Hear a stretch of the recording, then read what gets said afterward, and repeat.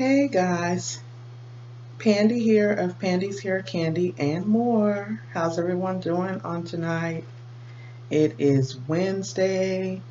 What is it, May 22nd? It's late night. I'm coming to y'all on the late night creep tip. Getting ready to go and take a shower and get in the bed for work. But sticking to my word, I wanted to come on and discuss season 1, episode 5 of Games People Play. Okay, so can we talk about it? Again, this is Pandy here of Pandy's Hair Candy and more. If you are new to my channel, welcome and thank you for stopping by. If you are a return visitor, thank you so much, and please hit the like button on your way in. And if you're not subscribed, please take a moment to subscribe. It's free. It doesn't cost you a thing. And please tap the notification bell on your way in so you can be notified when I upload new videos to the channel. All right. Again, I do apologize. It's late, guys. I am tired from work. Plus, I came home and cooked dinner for me and my husband. So, it's late. I'm on the East Coast. It is about 10 minutes to 11. I just got finished soaking my feet in my foot tub, and I rewatched the episode because I wanted everything to be fresh in my mind. It came on Tuesday night, and I watched it, but I wanted everything to be fresh when I discussed it. So again, we are going to be reviewing season 1, episode 5 of Games People Play on BET, starring Lauren London. Okay.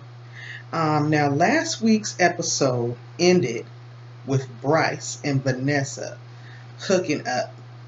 Bryce was an old classmate of Vanessa's, I believe, from law school. Very nice looking, well put together Caucasian man. And apparently they must have had a thing going on while they were in law school. Some time has gone on. Of course, she married Marcus and went into the whole basketball wife thing and pretty much left her law school career by the wayside, like a lot of women do when they tend to marry athletes. So she ran across him in a couple of previous episodes jogging through the park there in LA, and they had been keeping in touch with one another, and they had since hooked up. Now keep in mind that Marcus is the only man that Vanessa has been with. She's never cheated, although he is a serial cheater. So the guilt has this episode starting off with her in the pharmacy picking up a Plan B contraceptive, which is basically known as the morning after pill. She picks that up, and then she proceeds to scrub off the skin in the shower, I guess because the guilt was eating at her. But prior to that, she actually snuck the box to the outside trash receptacle and stuffed it up under a whole bunch of trash in the bottom because that guilt is eating at her big time. So that's where the episode starts off. And again, I'll be just jumping around, kind of going through the scenes, because it's a variety of players here. So it kind of bounces around. And as it bounced around, I will bounce around as the storyline did. For those of you that watch the show, you are fully aware of who I'm talking about as I go through this review. Okay? And for those of you who don't, please try to follow along, and I strongly suggest checking out the show. It's very entertaining. It's very good. Entertaining nonetheless. I mean, it's a drama series on BET that just came out on April the 23rd of 2019. All right, so moving along. In the next clip, they show Kareem with his old school hood girlfriend. What's her name? Quanisha. They decide to do a pop-up surprise visit to Inglewood to pop up at his mama's crib unannounced. Now, old boy, who I can't remember his name from episode 1, season 1, I'm taking it, he was kind of like a hustler from back in the day that used to shake down the professional players. Okay, because in the beginning he was trying to shake Marcus down for some cash. He's hiding in the mama's room. So I don't know if we're going to find out that he is Kareem's daddy or if he's just mama's side piece. But nevertheless, they pop up at the crib unannounced. She in there frying up catfish, cooking him up a good old school meal. You know he about to do his thing, or he done did his thing, because mama had it going on with that fish. She literally stops at the door like, what are y'all doing here? They're like, Mama, are you going to let us in? So she lets him in. Homeboy stays in the room. He don't come out. They sit, chill, eat, and they bounce. Okay. The next episode shows Nia and MJ at work back at the, I'm not sure what type of agency it is that she works for, but I'm assuming it's kind of like a social media outlet or a media outlet of some sort, because I believe she's some sort of journalist. She does a lot of tabloid celebrity news reporting, that type of thing. So anyhow, they are at the office. Okay. MJ, who is her assistant, played by Kendall, they are discussing the fact that she's hungover, she's got a bad headache, she don't know what happened the night before. He's showing her all the social media posts where basically they have reaped the benefits of partying with Golden Goddess, which is the side piece chick from the previous episodes who basically hooked up with Marcus and then later blackmailed him with the nude photos. Okay. Vanessa then shows up at the office for a lunch date that her and Nia previously had arranged, but Nia was too hungover to even remember it. Okay. So over lunch, Vanessa decides to spill to Nia that her and Bryce hooked up, and actually hooked up. Okay. Oh, I'm sorry, I'm skipping y'all. Prior to that meeting, Vanessa's on the phone at home, and I believe she's talking to a banker or an accountant or bookkeeper of some sort, and she discovers that there is a $50,000 discrepancy in the family's joint bank account. Okay? Next is when she goes and meets up with Nia, and they decide to go out over lunch. Okay?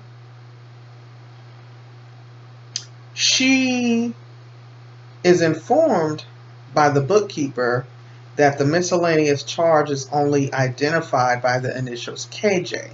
So she assumes that the KJ is for Kareem Johnson. You know, Marcus's homeboy from back in the day, from the hood. Now, meanwhile, Eric, Nia's boyfriend from New York, he shows up at her job unannounced from New York City, apparently responding to a drunken text message that she sent to him that same night that they were partying with Golden Goddess, which she completely has forgotten about. She's clearly in shock to find him sitting in her office when she comes back from lunch with Vanessa. Kareem is also shown later that day catching Marcus getting off the plane. You know, apparently as boys, he's always waiting at home at the airport to pick him up. And remember previously in last episode, they fought. Because again, Kareem was supposed to be the star player, not Marcus. Marcus is out here balling and Kareem struggling, and so they have this love-hate relationship. So Marcus states to him as he's walking off the plane, I didn't think you would be here. And Kareem says under his breath, neither did I. But nevertheless, he confronts him and lets him know that your wife is on to you in your shenanigans. She came at me about this $50K, And I just came down here to let you know that she thinks you're using she thinks that you are using y'all's money to stash some side piece. And I'm done covering for you. I think she's better than that, and she deserves better than that, and I'm no longer gonna cake for you, basically, is what he said. Marcus is like, you came way down here to tell me that? And he's like, yeah, I'm trying to take a different direction with my life. Okay. Next scene, Nia takes Eric to her crib. She's clearly not feeling the same way she was feeling prior to her leaving New York and arriving in LA. Everything is we this, we that, our this, our that, and she's like, mine, me. Whereas he is we and our. So that was the number one red flag there. Quanisha then shows up at the King's residence, unannounced, for the pool party. She feel like she's coming to crash the party. Kareem is walking around giving her a tour of the house. She trying to swipe goods out the house and everything, and he's trying to let her know, look, it's going to be greater later. You cannot be stealing out these people's house. Because Vanessa, she pays attention to everything. You just can't come in here clipping goods. You're not in Inglewood, okay? So they kind of argue. She storms out, so she misses the party, okay? Apparently, Vanessa and Marcus are going to host a pool party at their mansion, okay? They then flash to Golden Goddess. Golden Goddess is chilling at her crib, and the detective that is investigating the previous side piece, remember I told you guys the other girl, the cheerleader, Kalinda, showed up dead in season 1, episode 1. They were investigating her murder. Well, anyway, he's investigating, so he pops up at Golden Good's house to question her. She doesn't want to let him in, but she does speak with him at the door. He asks her, basically, what is her level of interaction and relationship with Roxy, which was the lady who sent them on the jug to the African boys last episode. He also asked if she knows Marcus and what's the nature of their relationship. Apparently, Roxy also employed the Kalinda girl. So, yeah, you do the math on what Roxy really is and what her title really is as far as the shakers and movers go in LA. Okay? That's what I got out of that. Nevertheless, he leaves. She gets a phone call. Wait a minute. Yeah. Golden Girl's homegirl. I cannot remember her little Asian girlfriend's name from the previous episode, and I didn't hear it mentioned when I watched the replay tonight. But she calls her to confirm that they're still on for their lick that she called her about earlier. She basically said, hey, I got us another good jig where we're going to make a G a night. Are you down? And she's like, well, what is Roxy going to think about that? She didn't tell me nothing about it. And the Asian homegirl's like, she don't know about it and she don't got to know about it. This is just me and you. I'm just trying to hook you up. Okay. So when they hang up, it appears that the African dudes actually have Asian homegirl in their custody in their car, and they take the phone. So basically they're setting it up to where she's calling Golden Goods trying to get her to meet up so that they can basically hem them both up, because remember they got them for all that money and all that wine and all that other crap from when they went on the supposed last jug, but they left to go party at the casino or whatever, and they left them.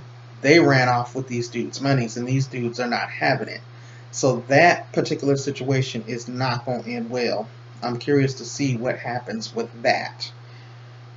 She kind of speaks to Golden Goddess in code, and Golden Goddess does seem kind of perplexed by the conversation.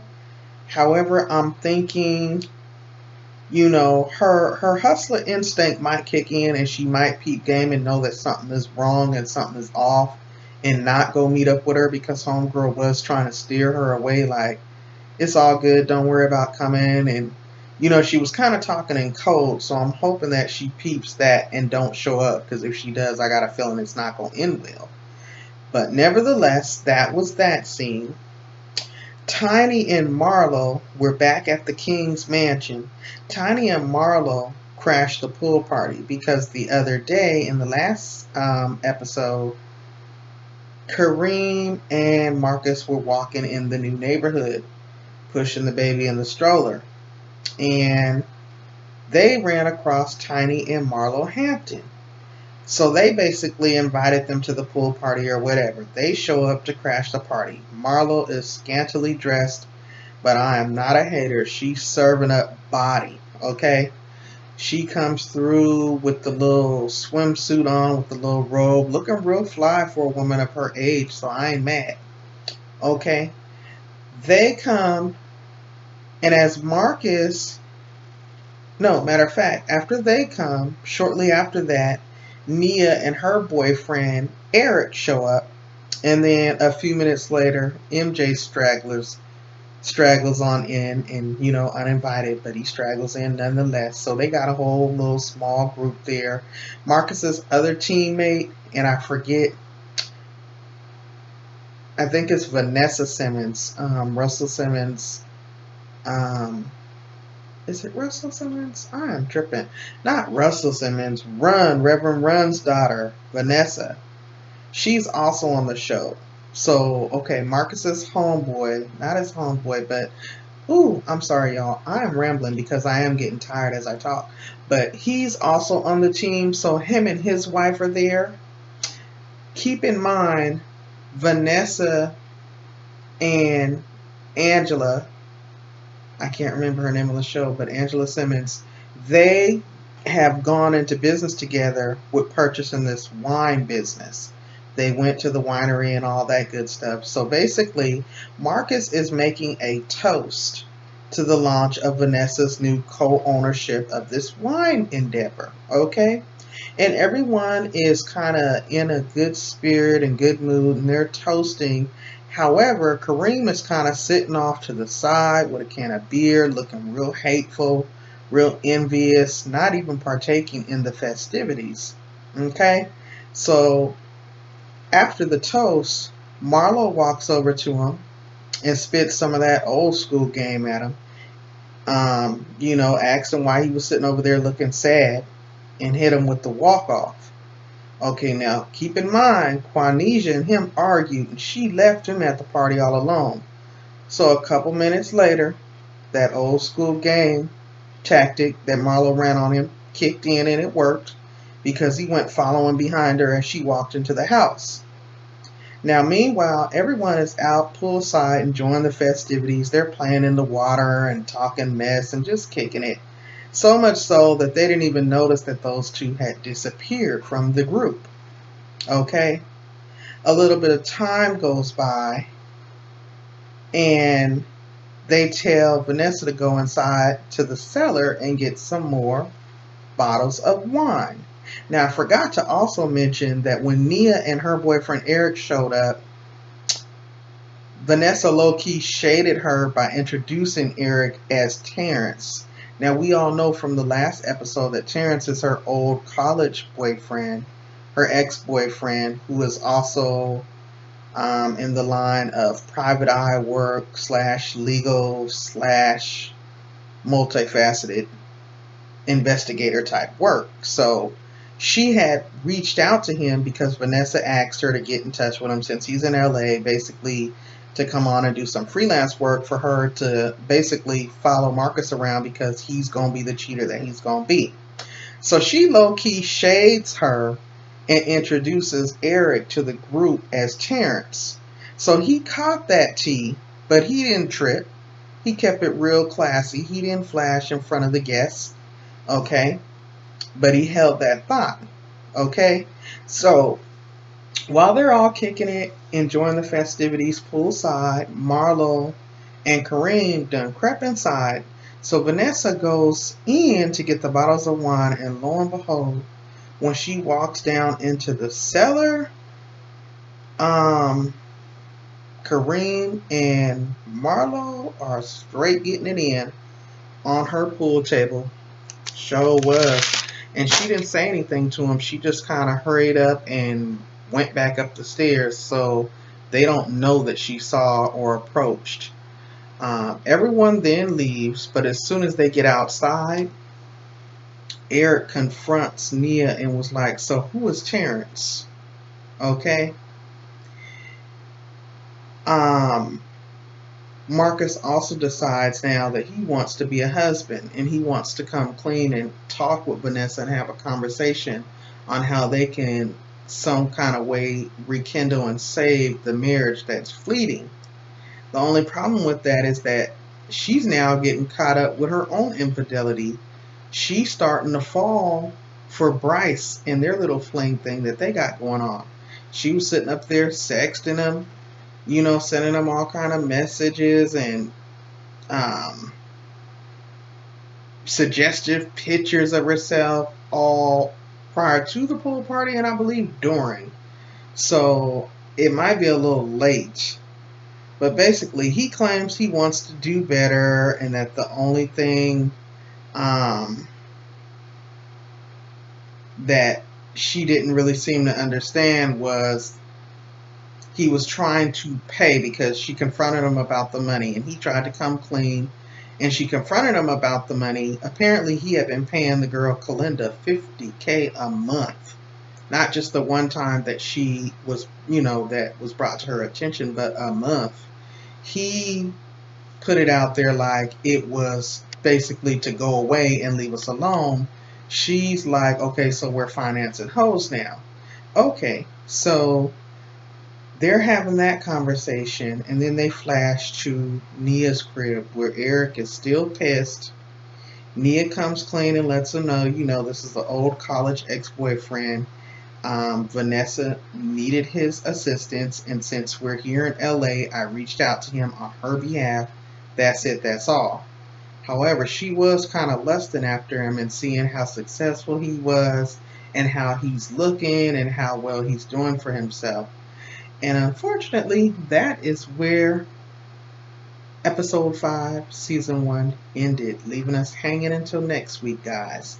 So, basically, I know that was a mouthful. Let me know down in the comments, y'all, if I left anything out, what y'all think is going to happen on next week's episode. And let me know what y'all thought about that episode. I thought it was kind of crazy. I love a show that kind of can keep me in suspense and kind of hanging and going in so many different directions. It keeps it entertaining. You know what I'm saying? So I appreciate it. I do enjoy the show. I like it a lot. And I'm hoping that you guys do too. Again, I'm Pandy of Pandy's Hair, Candy, and More. I do natural hair care topics. I do wig reviews, natural hair care treatments. I dibble and dabble on a little bit of makeup and a lot of random TV show reviews. Sometimes we discuss politics on a local and national level, and we just kind of talk about whatever over here. I just kind of express myself in my own way here on my platform, and I welcome you all to basically interact with me. So again, thank you for stopping by. Please like, share, and subscribe to the channel, and until next time, you all have a blessed night. All right, bye.